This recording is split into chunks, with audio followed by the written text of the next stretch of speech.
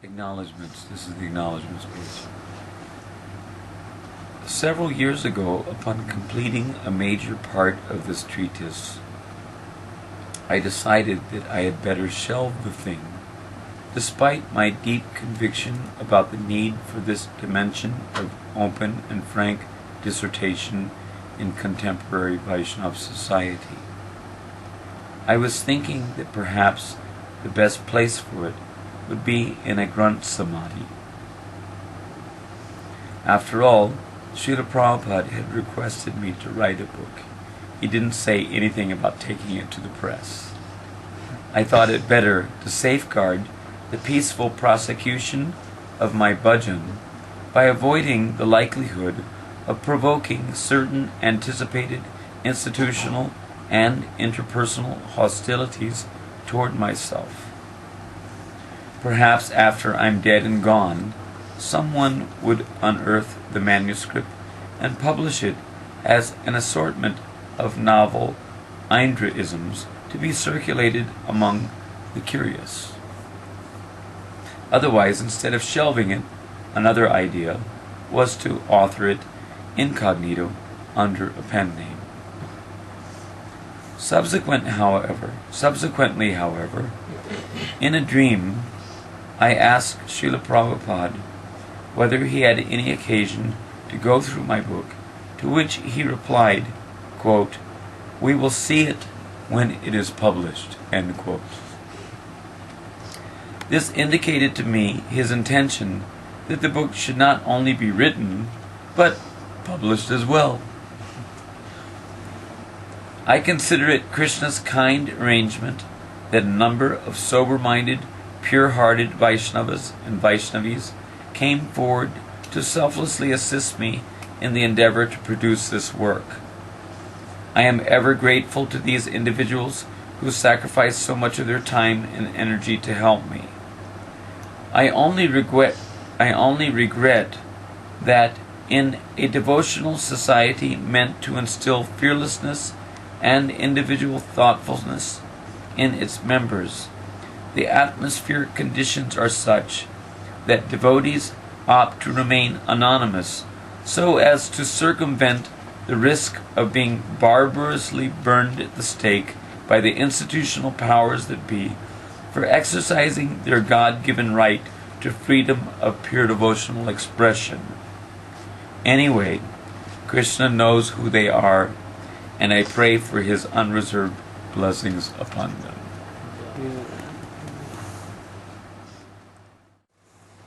You're asking me to give you a little idea what the book's about, but I really need the introduction. I'm only able to give you the foreword. Anyway, I'll read the foreword, okay? Some transcendental literatures are meant to be loudly recited and discussed in the public forum, although pointing to the highest plateau of spiritual realization while maintaining a continuity of consequence in the lives of the most elevated Vaishnavas. They basically provide an introductory course designed to instill a prerequisite foundational regard for topics of transcendence in the hearts of those yet to achieve a foothold on the path of unalloyed devotion. Vaishnava writings of a more intimate category, on the other hand, given the esoteric nature of their focus, are meant to be privately relished and discussed among more qualified individuals who have already developed a strong and determined appreciation for the true nature of Krishna as the supreme enjoyer.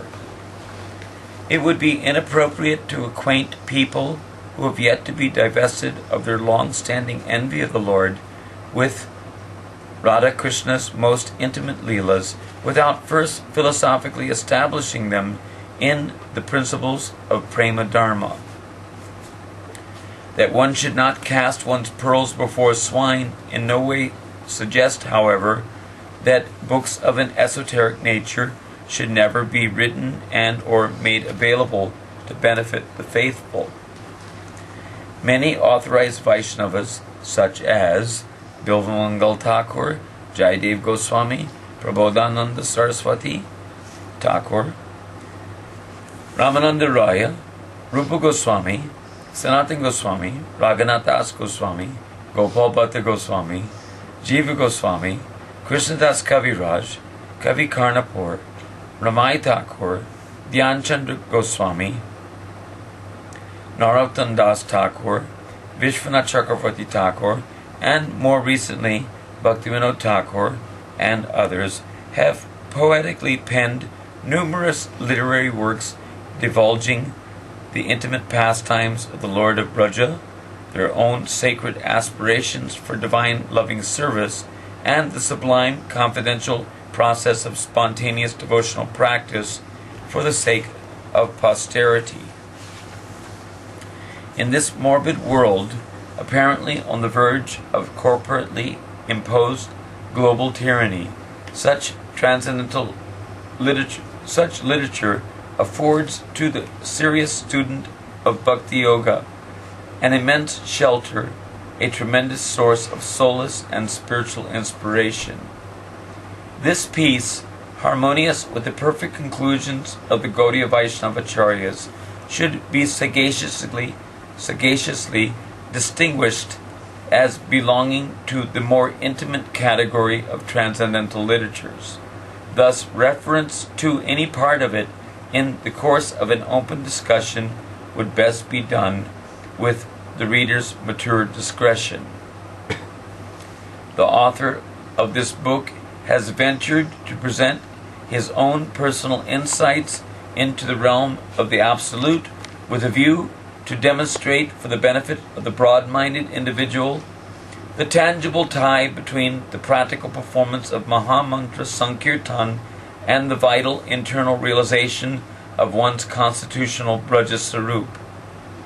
Reading carefully, the sincere, pure devotional candidate will clearly ascertain the true purpose of transcendental book distribution and will be favorably impelled to recognize the vigorous performance of the Yuga Dharma as the only viable solution to the problems of life in a world fraught with tensions of every description.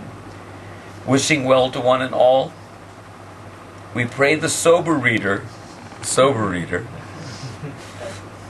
mind you,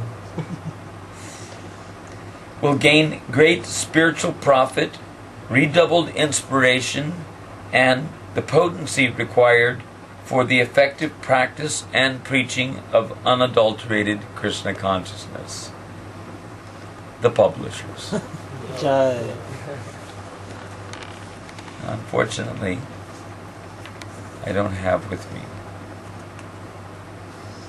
The dedication reads, "This disquisition is dedicated to my beloved spiritual master, Nityalila Pravishta Om Vishnupad Paramahansa 108 Sri Srimad Bhaktivedanta Swami Maharaj Prabhupada, and all the Gaudiya Vaishnava Acharyas down to the present day, who mercifully took the trouble to present volumes of both ancient and modern transcendental literatures aimed at inculcating upon a most degraded and suffering humanity the inestimable treasure of Braja Bhakti Rasa."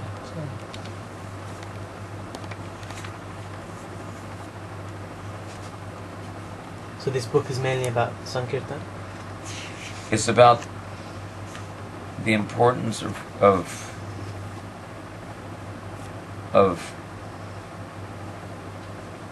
recognizing the inter-supportive relationship between external preaching of Krishna consciousness in the world and the internal realization of one's eternal constitutional relationship with Krishna. How the realization of the para upakara or the culture of the para upakara mood in the endeavor to preach Krishna consciousness supports one's entrance into the true mentality of a Brajbasi who serves to do good for others. Even in the course of the Nitya Leelas, one gopi is making the endeavor to help arrange for another to meet with Krishna, etc. And the internal realization of Krishna, how the internal realization of one's eternal relationship with Krishna makes it possible for one's sankirtan and one's preaching activities to become the same, more and more fully empowered. I mean, what I mean to say is Hari, Guru, Vaishnava, and Bhagavad Gita. Hari, Guru, Vaishnava, Bhagavad Gita means Hari, which includes the name of Hari, Hari and Guru, Vaishnavas, and Vaishnava Shastras. Alright, this is a good paragraph or two. Okay. Some fools foolishly philosophize that performance of the Yuga Dharma, which is Harinam Sankirtan, has very little, if anything, to do with the internal culture of Raganuga Bhajan. They hastily relegate Nam Sankirtan to the realm of externals, Sankirtan being, of course, the business of the masses and mere ordinary Bahiranga Bhaktas, external devotees. Their tendency to do like this, however, simply demonstrates their utter incompetence to reasonably grasp the inner significance of the eternally comprehensive broad-spectrum Sankirtan principle that undoubtedly fosters both external and internal devotional evolvement. They really ought to be embarrassed and ashamed of themselves. Harinam Sankirtan, as well as its extension in the form of transcendental book distribution, Brihat Bhagavad Kirtan, when sincerely and purely done for the Lord's exclusive pleasure, in fact, naturally and very easily elicits within the heart of a deeply introspective devotee a profound, indelible impression of the soul's latent constitutional Stri disposition. You know what is Stri? What is the meaning of Stri? Do you know what is Stri Sangha? Or Stri Sangi Sangha? Stri means expansion. Generally, Stri refers to woman. Woman is the Stri principle personified. So Stri means expansion. First comes the woman, the extra luggage. Then comes the children, griha, kshetra. You know, you need land, you need house, you need car, color TV. You know, Jai Jagadish Hari.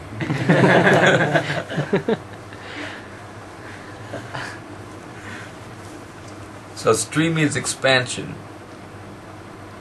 So Stri, we'll get into this. You know, the original Stri principle is found in Radha. She, you know, so I'll get into that here. So Stri means the female principle which expands I'll read it, and this will make it clear.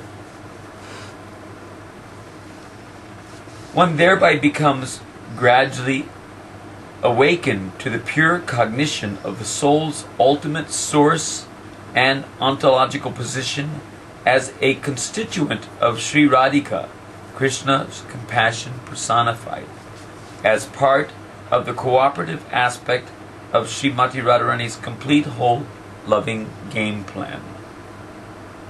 Stri, the feminine influence, refers to the principle of expansion. When the Stri principle is pervertedly reflected in the illusory material dimension,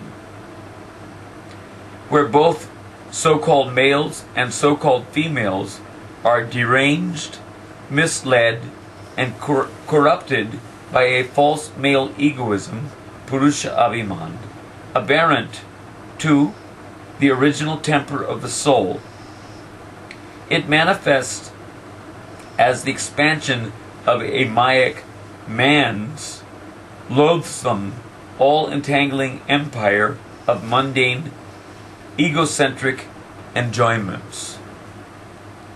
The pure spiritual aspect of this Stri principle, however, exists diversely in all pure constitutional rasas, dasya, sakya, vatsalya, and madhurya, proportionate to the degree to which masculine consciousness is discarded in deference to the intensified, unalloyed, selfless service temperament that extends to the standard of parakya bhav, where the Stri dynamic expresses its maximum deliciousness. Serving to blissfully expand the empire of the Lord's satisfaction, Krishna's transcendental Stri enjoyables purposefully entangle him in the loving network of amorous interpersonal reciprocity on the spiritual platform. Radha, Lord Krishna's Adya Shakti, is known as Mula Prakriti, the original root of all expanded varieties of Prakriti, which is intrinsically female, or ontologically the enjoyed aspect of the Absolute. The infinitesimal Jiva, Para Prakriti, characteristically possessed of the spiritual Stri quality expanded to a minute degree, is designed to in some small way facilitate or help to expand the happiness of the supreme enjoyer Sri Krishna. This supramundane Stri function of the pure soul is most thoroughly fulfilled when the subordinate she, in quotes, cooperates to fulfill the purposes of the Stri Empress, Sri Radha, by directly or indirectly serving to transcendentally increase the Lord's variety of enjoyables.